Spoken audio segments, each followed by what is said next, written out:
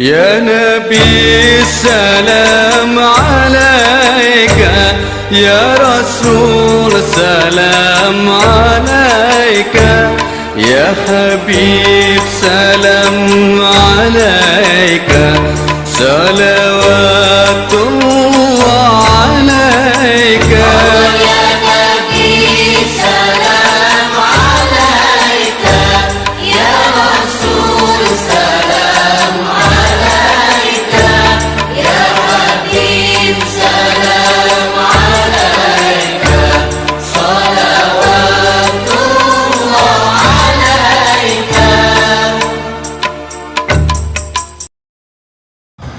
السلام عليكم ورحمة الله وبركاته. أعوذ بالله، بسم الله، الحمد لله، الصلاة والسلام على رسول الله وعلى آله وصحبه ومن والاه، ولا حول ولا قوة إلا بالله. أما بعد، لرضا الله بشفاعة رسول الله محمد صلى الله عليه وسلم وليدني الصالحة ولما أنه بالسلفنا الصالحون، ثم خصنا مصنف الكتاب الشرع عيبا إلى سبيل الرشاد. الفاتحة. أعوذ بالله من الشيطان الرجيم. بسم الله الرحمن الرحيم. الحمد لله رب العالمين، الرحمن الرحيم، مالك يوم الدين، إياك نعبد وإياك نستعين، اهدنا الصراط المستقيم، صراط الذين أنعمت عليهم غير المغضوب عليهم ولا الضالين. آمين. سيد الأنبياء والمرسلين والصالحين والصالحين والعلماء المسلمين المخلصين وجميع الملائكة المقربين شهود القدرين. ثم خص إلى صاحب الجنة المتوسط المجد من نفقه ونجد في تعمير المسجد. ثم خص إلى حنيت من حضروا في هذا المجد ولمن جمع حاجاتنا ولدين ودنيا والآخرة، وإلى جميع المساكين الرحمة، وإلى جميع الدين والتلاميذ الذين يتركون العلم أينما كانوا. صلى الله تعالى وعلى بارك الله وجعلهم على الصالحين والصالحات. الفاتحة. أعوذ بالله من الشيطان الرجيم. بسم الله الرحمن الرحيم. الحمد لله رب العالمين، الرحمن الرحيم، مالك يوم الدين، إياك نعبد وإياك نستعين، اهدنا الصراط المستقيم، صراط الذين أنعمت عليهم غير المغضوب عليهم ولا الضالين. رب اغفر لي ولوالدي وللمؤمنين آمين يا رب العالمين. Bapak Yai, Ibu Nyai yang kita taati, Bapak Ibu hadirin wal hadirat jamaah yang kita muliakan, monggo kesempatan yang saya menikah sarang-sarang puji syukur kepada Allah Subhanahu wa Ta'ala sedaya nikmat hidayah ilahi yang tansah kabarinaken dumateng kita sami hingga ngantos wekdal dalu menika saged hadir wonten masjid menika kangge nindahaken pinten-pinten kewajiban ugi kesunahan. Mugi sedaya ingkang kita lampahi tansah dipun tampi kalih Allah Subhanahu wa Ta'ala. Anggenipun kita thalabul ilmi dalem menika tansah ngasilaken pinten-pinten ilmu ingkang barakah manfaat maslahah fid dini wad dunya wal akhirah. Amin ya rabbal alamin. Salawat salam tansah tuju dumateng junjungan kita Nabi Agung Muhammad sallallahu alaihi wasallam ingkang tansah kita ajeng-ajeng syafaatipun minjang wonten dinten akhir. Bapak Ibu hadirin wal hadirat rahimakumullah, moga kita lajengaken kajian kitab kita Irsyadul Ibad dumugi halaman ke 100 kali halaman 502. Bismillahirrahmanirrahim. Wa muslimu anna an-nabiy sallallahu alaihi wasallam kharaja min 'indi Juwayriyah radhiyallahu anha bukratan hina shalla subha wa hiya fi masjidha ثم رجع بدأ الأضحى وهي جالسة فقال ما زلت على الحالة التي فرضتك عليها؟ قالت نعم. فقال النبي صلى الله عليه وسلم لقد قلت بعدك 4 كلمات 3 مرات لو وزنت بما قلت منذ اليوم لوزنهن سبحان الله وبحمده عدد خلقه ورضاء نفسه وزينة عرشه ومداد كلماته. Bapak Ibu, penjelasan salajengipun riwayat saking Muslim bahwa sesungguhnya Nabi Muhammad sallallahu alaihi wasallam niku medal min indi Juwariyah saking sandingi salah satu istrinya yang bernama Juwariyah radhiyallahu anha bukratan pada satu pagi hina salat subha ketika Nabi menikah badai menghendaki menjalankan salat subuh, sedangkan Juwariyah di fi masjidihah tetap di dalam tempat sujudnya. Terus summa roja bata al-adha saat sambung menikah kanjeng Nabi kundur dalam sausi salat duha dan dia temukan Juwariyah ini tetap saja duduk di tempatnya. Jadi ceritanya nonton kancing Nabi ketika hendak pergi ke masjid untuk menjalankan salat subuh, kemudian istrinya tetap di tempatnya untuk salat dan ibadah selanjutnya sampai akhirnya kancing Nabi menikah kundur saking salat duha dan si istri ini tetap saja di tempat duduknya. Faqala, kemudian Nabi mengatakan ma zilti 'alal halah alladzi faratuki. Juwariyah tak sampai ora leren-leren tingkahmu sampai saiki.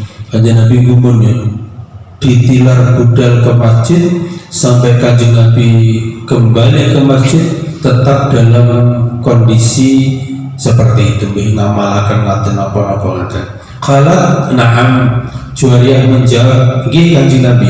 Faqala Nabi, maka berkatalah Nabi, "Laqad qultu," dan benar-benar aku katakan setelahmu 4 kalimat dengan dibaca 3 kali. Andaikan ini ditimbang dengan apa yang kau katakan sepanjang hari, maka akan berbanding dengan apa kau katakan. Onten kalimat 4 kalimat kalau dibaca 3 kali itu mempunyai kebaikan sebanding dengan apa yang dilakukan oleh istrinya Juwariyah kalau yang dia laksanakan sepanjang hari isu wau. Nopo bacaan niku wau subhanallah wa bihamdihi adada khalqihi wa ridha nafsihi wa zinata arsyihi wa midada kalimati.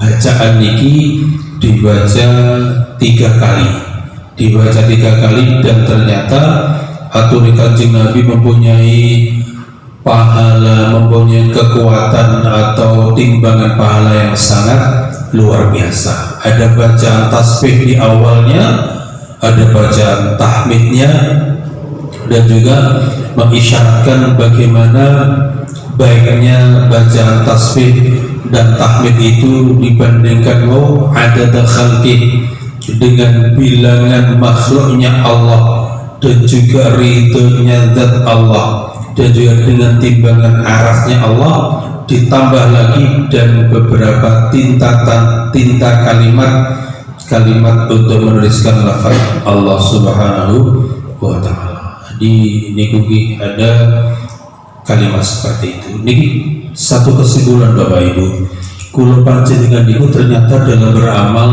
perlu jeli dalam artian bahwa agama kita itu mengajarkan banyak hal dari syariat yang dicontohkan langsung Al-Quran atau juga Al-Hadis yang ternyata kadang-kadang kita temukan bacaan-bacaan pendek bacaan-bacaan yang tidak memerlukan waktu yang panjang tapi mempunyai khasiat, mempunyai pahala yang luar biasa.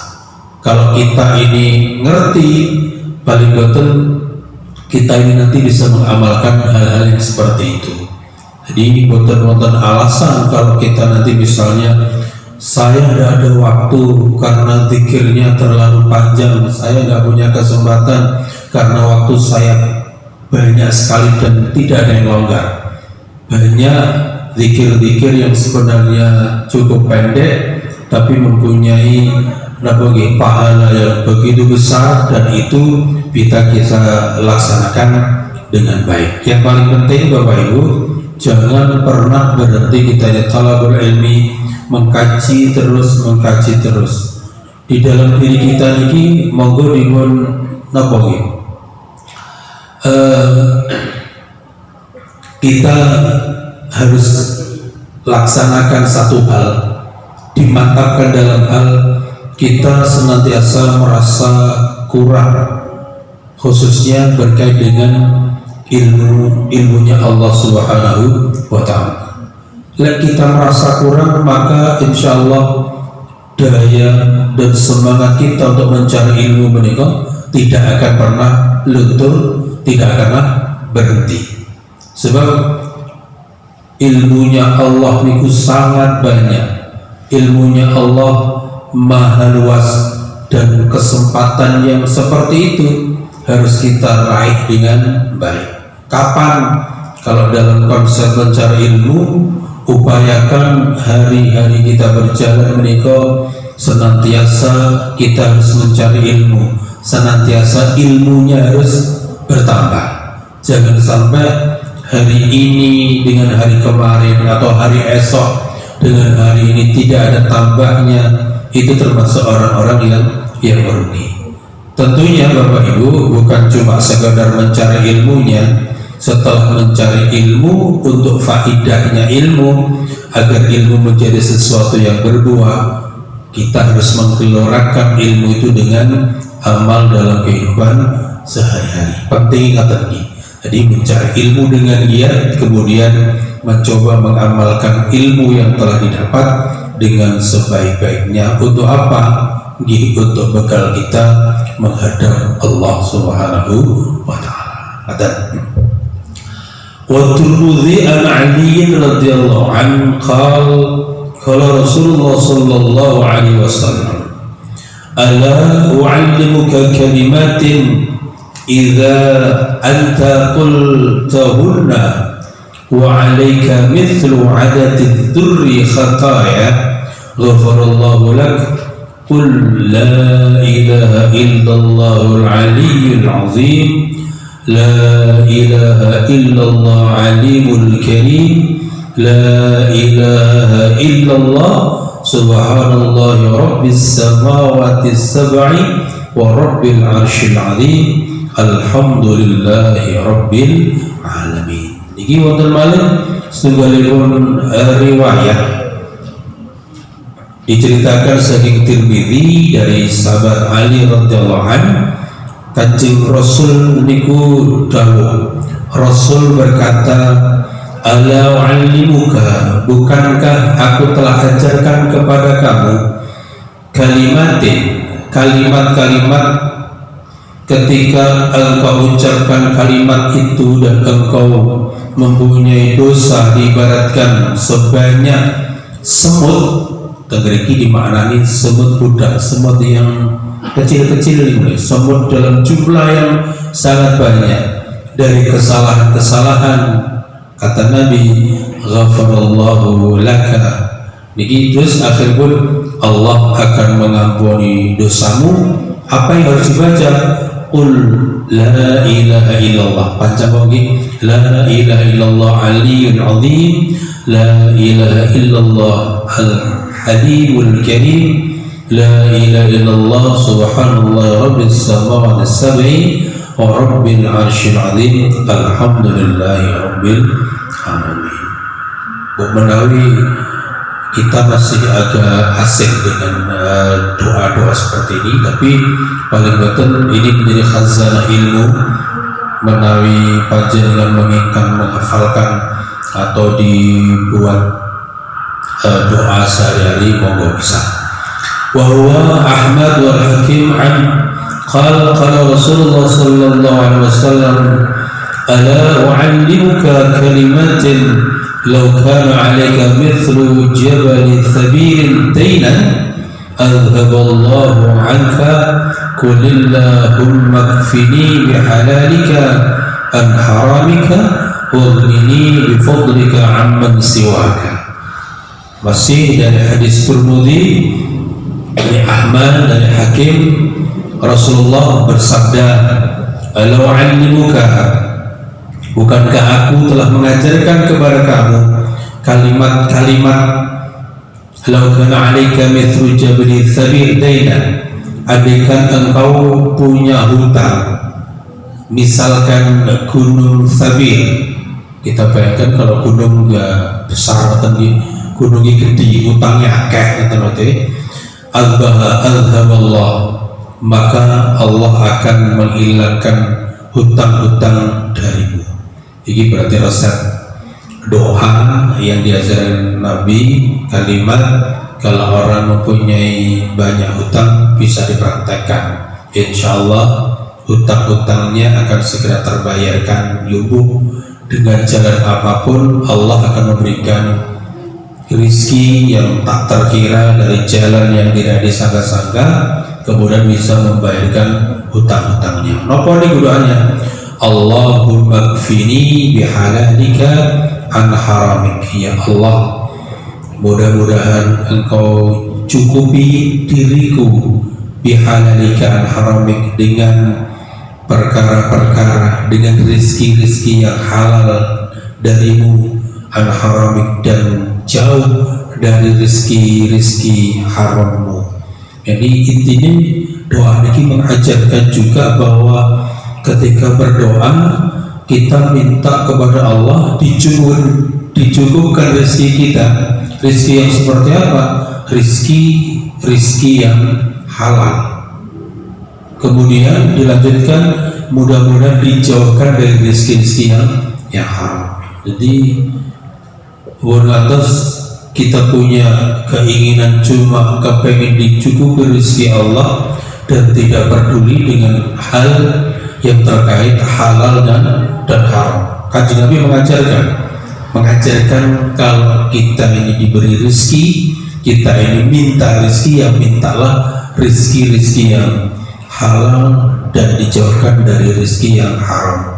Dengan konsekuensi apa? Dengan harapan apa? Mudah-mudahan dengan rezeki yang halal nih, dengan rezeki yang halal ini kok kita akan diberikan barakah, ditambahkan kebaikan oleh Allah Subhanahu wa ta'ala. Nanti lagi rizki halal barokah. Biasanya kan permintaan kita, ya Allah berikan kami rizki yang halal dan barokah. Karena kadang-kadang juga muncul rizki yang halal tapi kurang barokah. Apalagi ada rezeki yang haram, kita yakin itu rezeki yang tidak barokah karena tidak ada kebaikan di dalamnya. Kebaikan yang seperti apa Bapak Ibu? Mestinya kalau dilihat dari konsep ini, dengan tambahnya kebaikan, maka dengan rezeki yang dikarenakan Allah itu akan semakin menambah kebaikan orang yang diberikan rezeki oleh Allah. Satu contoh, kalau kita diberi rizki oleh Allah, rizki yang halal, rizki yang barakah, maka rizki ini rizki yang semakin memudahkan kita untuk senantiasa mendekat kepada Allah, senantiasa taat kepada Allah, senantiasa mudah untuk hablum minallah, membangun hubungan dengan Allah dan juga membangun hubungan dengan manusia. Kalau ini kita kembangkan Bapak Ibu, maka mestinya rizki-rizki yang kita dapatkan kemudian mestinya ini mendekatkan dan merekatkan diri kita dengan antar sesama niki kita berdoa mudah-mudahan kita tidak dikasih oleh Allah rizki yang justru semakin menjauhkan diri kita dengan manusia, terlebih dengan keluarga kita sendiri. Ada orang yang dikasih rizki oleh Allah tapi justru hubungannya dengan manusia tidak tambah baik, malah tambah buruk. Rizkinya semakin banyak, tapi kenapa justru dengan keluarganya sendiri? Kalian dulu duit gak tambah akur, malah tambah tukaran. Ada nomor ini? Ada. Ini maka yang patut kita pikirkan. Kalau kita berpikir jauh ini, monggo kita pikirkan, kita masukkan di dalam diri kita, kepada keluarga kita. Mungkin anak-anak kita ini dikasih tahu, diberikan penjelasan. Harta itu penting untuk urusan ibadah. Harta itu jangan sampai justru menjadikan keluarga menjadi terpisah, keluarga menjadi pecah. Karena apa? Karena contoh sangat banyak. Dengan harta kadang saudara bahkan menjadi tidak saudara, putus. Ada juga dengan harta musuh bisa menjadi seperti saudara. Ini semua tadilah. Terus lagi pun waghnini bifadlika amman siwaka, ya Allah, semoga engkau berikan kecukupan kepadaku dengan anugerahmu amman siwaka, jauh dari orang-orang selainmu. Jadi intinya kita ini hanya berharap kepada Allah Subhanahu wa ta'ala. Berharap itu kalau cuma pada Allah adalah pengharapan yang betul-betul sangat-sangat memuaskan hati. Kalau berharap pada manusia, ngerti PHP Bapak Ibu, ngertos PHP. Seringkali manusia itu ada yang pemberi harapan palsu. Kalau kita berharapnya lebih kepada manusia, mungkin satu saat kita akan dikecewakan oleh manusia itu. Tapi harapan kita cuma pada Allah, yakinlah Allah akan memberikan kita yang baik, bahkan yang terbaik. Karena Allahus Samad, Allah adalah tempat kita bergantung. Allah Ar-Razik, Allah adalah yang maha pemberi rizki. Allah Al-Qadir, Allah yang maha kuasa. Dan semua kebaikan-kebaikan Allah sesuai dengan asma Allah di dalam Asmaul Husna harus kita yakin.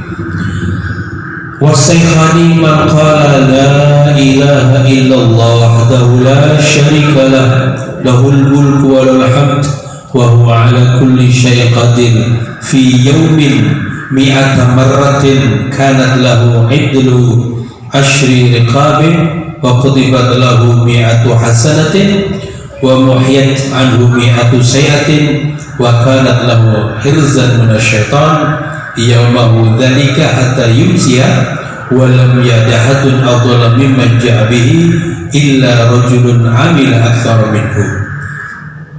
Dalam riwayat yang lain diceritakan dari Syekhani Bukhari Muslim, barang siapa yang mengucapkan kalimat la ilaha illallah la syarika lahul mulku wa lahul hamd wa huwa ala kulli syai'in qadir. Niki kalimat yang sudah familiar, sering kali kita baca ketika ba'da sholat. Tentunya kalau ini diajarkan seperti ini, bukan cuma ba'da sholat di kapanpun, karena judul kita kemarin adalah zikir-zikir yang tidak dibatasi oleh waktu-waktu tertentu, dibaca kapan baca? Fi yaumin mi'ata marrah, dalam satu hari 100 kali. Kalau kita pulau panjenengan kira-kira mau ini belum sampai 100 kali, karena kalau dalam sholat ini biasanya ba'da sholat cuma dibaca 3 kali. 3 kali lah sholatnya ping 5 lah berarti cuma 15 kali, kurang 85 kali. Kira ngomong hitungan 100 nih, kita masih 15 kali baca di potongan bacaan ba'da salat niki. Lah kebaikannya seperti apa kalau dibaca 100 kali bacaan itu, maka kalimat itu akan bandingi dengan memerdekakan 10 budak. Pahalanya seperti orang yang memerdekakan budak sebanyak 10, kemudian dituliskan baginya 100 kebaikan dan kemudian dilebur dosa-dosanya 100 kejelekan. 100 kebaikan disiapkan dicatat oleh Allah, 100 kejelekan dihapus oleh Allah. Wa kana lahu hirzan minasyaitan, dan kalimat ini juga bisa menjadi penolak dari syaitan. Bacaan ini bisa menjadi tolak bala kita dari godaan syaitan pada hari itu hatta yusya, sampai sore hari. Kalaupun itu dibaca pagi hari misalnya, maka sampai sore hari kita insya Allah sesuai dengan janji Nabi, maka kita akan dijaga dari godaan syaitan. Walam ya'ti ahadun, dan tidak akan datang seorang laki-laki yang lebih utama dibandingkan laki-laki yang beramal lebih banyak dari orang itu. Jadi wong hebat lek maca ini menjadi orang yang utama, kecuali kalau ada orang yang datang belakangan dan orang itu beramal lebih banyak dari orang tersebut. Wal khatib wa Abu Nu'aim wa Ibnu Abdul Barr man qala fi yawmihi mi'ata marratin la ilaha illallah al-malikul haqqul mubin kana lahu amanan minal faqri wa unsan min wahsatil qabri wa fudihat lahu abwabul jannah. Diceritakan dari khatib, dari Abu Nu'aim, dari Ibnu Abdul Barr, barang siapa yang mengucapkan di dalam harinya 100 kali bacaan La ilaha illallah al-malikul haqqul mubin, niki jenengan nate mirengi dibaca kapan biasanya? Datuk di tahlil, atau kadang-kadang ketika orang yang meninggal, jenazah akan diberangkatkan, salah satu lafadznya ada yang niki nanti lagi ya Mudin apa faedahnya? Ternyata bagi orang yang mengucapkan doa itu, Allah akan memberikan amanah, diberikan keamanan dari sifat fakir, diamankan dari sifat fakir. Jadi kudu percaya diri bahwa Allah akan hilangkan kefakiran dengan bacaan itu, wa unsan min wahsyatil qabri, dan diberikan ketenangan, ketentraman dari rasa takutnya di dalam kubur. Gersaknya itu apa nih? Wahsyah, kekhawatiran di dalam kubur. Makanya bacaan ini dibaca paling boten gini, lecoran jenengan waos ba'da tahlil atau tahlil ya paling boten gini, sing maca mangke diberikan rasa tenang ketika nanti di dalam kubur, atau orang-orang yang kita doakan ila hadrati tadi itu diberikan ketenangan dalam kubur. Kalau di dalam pemberangkatan jenazah, mudah-mudahan jenazah yang diberangkatnya itu kan la ilaha illallah la ilaha illallah la ilaha illallah Muhammad Rasulullah niki, itu harapannya adalah mereka yang waktu itu segera menuju rumah barunya akan diberikan ketenangan ketika nanti di dalam kuburnya. Ngertos noboten ngomongnya tenang ayam noboten, kita yang hidup mungkin tidak akan ngerti. Resepnya banyak. Kanjeng Nabi dawuh macam-macam wong lek pengen oleh ketenangan yang kubur, oleh padangnya kubur, diwaosne niki-niki. Sing ngrasane sing kubur, lek sing ning jabane kubur iki ngertos noboten? Boten. Diomongi ning kono lho padang kubure demoy kadang entai wong dilebur kuburan padang ngene akale ning di malah nolak ngene wong jenenge di lebok ning tanah padang. Ilmunya bukan seperti ilmu-ilmu yang kasat mata nih, bahwa banyak cerita yang mengisyaratkan Ada kubur itu diceritakan sempit, tapi bagi sebagian orang ada kubur yang terasa lapang. Ada kubur yang dikatakan penuh dengan gelap gulita, tapi ada sebagian ulama yang diceritakan itu dia merasakan dalam kubur penuh dengan terang benderangnya cahaya. Satu cerita mengatakan orang dalam kubur itu disiksa dengan siksaan yang maha dahsyat, tapi sebagian lagi diceritakan orang di dalam kubur kok tidur nyantai, nyaman seperti tidurnya pengantin baru. Nah, menurut cerita itu ini ujian untuk hal-hal yang gaib, untuk ujian yang gaib. Muttaqin, ciri khasnya orang yang bertakwa, diuji apakah kita percaya dengan cerita-cerita tentang kubur, apakah kita percaya dengan cerita-cerita hari kiamat nanti dan seterusnya. Niku yang merasakan adalah hati yang berkaitan dengan keimanan kepada Allah, bukan masalah mata yang memandang atau telinga yang mendengar, karena kita diberi kemampuan yang terbatas untuk bisa mendeteksi apapun, terutama hal-hal yang ada di dalam kubur. Yang terakhir, wa futihat lahu abwaabul jannah, dan Allah akan bukakan pintu surga bagi orang yang mengucapkan la ilaha illallah. Sebab kalau secara hadis niko miftahul jannah la ilaha illallah, wis terpotong di sini. Ini tambah lagi al malikul hakul mubin, maka kalimat ini adalah juga sebagai kuncinya surganya Allah Subhanahu wa ta'ala. Bapak Ibu ingin kita muliakan, kemarin makaten ingin sakit kita aturakan mugi-mugi wonten guna lan manfaatipun. Kalaupun kita belum hafal doa-doanya, paling boten penjelasan-penjelasan seputar doa ini membuka wawasan keilmuan kita dan juga semakin menambah kuat iman kita kepada Allah Subhanahu wa ta'ala. Di usia-usia yang 2/3 lebih, pokoknya ini anggota jamaah ini rata-rata 40 ke atas, ini berarti kan masa-masa asya. Jadi maghrib berarti terus sering ini pingselok meter benar ini. Mugi-mugi semakin istiqomah akhir beribadah kepada Allah Subhanahu wa ta'ala. Kita sedaya dipujarat min husnil khatimah, amin ya rabbal alamin. Allahumma salli wa sallim wa barik ala sayyidina Muhammad wa ala ali sayyidina Muhammad. Alhamdulillahi rabbil alamin, hamdan syakirin, hamdan na'imin, hamdan yuaffi ni'amah wa yukaffi mazida. Ya rabbana lakal hamd kama yanbaghi li jalika al-karim wa dhil sultani. اللهم ارزقنا فهم النبيين وخذ المرسلين وهم الملائكة المقربين برحمتك يا أرحم الراحمين. ربنا هب لنا من أزواجنا وذرياتنا قرة أعين واجعلنا للمتقين إماما. ربنا ظلمنا أنفسنا وإن لم تغفر لنا وترحمنا لنكونن من الخاسرين. ربنا آتنا في الدنيا حسنة وفي الآخرة حسنة وقنا عذاب النار. سبحان ربك رب العزة عما يصفون والسلام على المرسلين والحمد لله رب العالمين.